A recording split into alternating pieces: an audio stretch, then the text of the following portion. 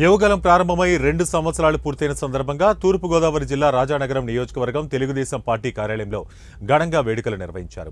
సరిగ్గా 2 ఏళ్ల క్రితం యువగలం తొలి అడుగు పడిందని, ఆటంకాలు ఎదురైనా, ఇబ్బందులు సృష్టించినా అడ్డుకోవాలని కుట్రలు పనినా జనమే బలమై బలగమై యువనేత నారా లోకేష్ యువగలం పాదయాత్ర జైత్రయాత్రగా సాగిందని బొడ్డు వెంకటరమణ చౌదరి అన్నారు.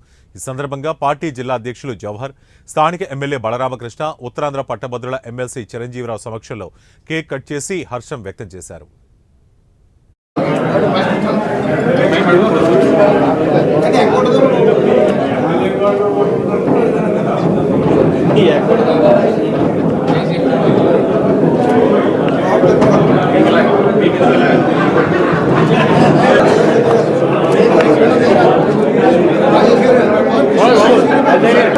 నమస్కారం.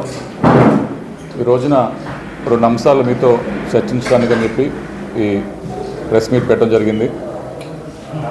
ముందుగా డేవాస్ వరల్డ్ ఎకనామిక్ ఫోరంలో మన రాష్ట్ర ముఖ్యమంత్రి వర్యులు చంద్రబాబు నాయుడు గారు, అదేవిధంగా లోకేష్ గారు, రాష్ట్రం నుంచి వెళ్ళినటువంటి బృందం చాలా కష్టపడి ఎన్నో ఒప్పందాలు చేసుకుని, ముఖ్యంగా గత 5 ఏళ్లుగా ఏదైతే మన ఆంధ్రప్రదేశ్ రాష్ట్ర బ్రాండ్ దెబ్బతిందో దాన్ని మళ్ళీ పునఃస్థాపించాలని చెప్పేసి ఒక దృఢ సంకల్పంతో, ఒక ప్రణాళికతో ముందుకు వెళ్తున్నటువంటి చంద్రబాబు నాయుడు గారు మంచి అవకాశంగా వాడి కొన్ని లక్షల కోట్ల ఒప్పందాలు ఇవాళ చేసుకోవడం జరిగింది.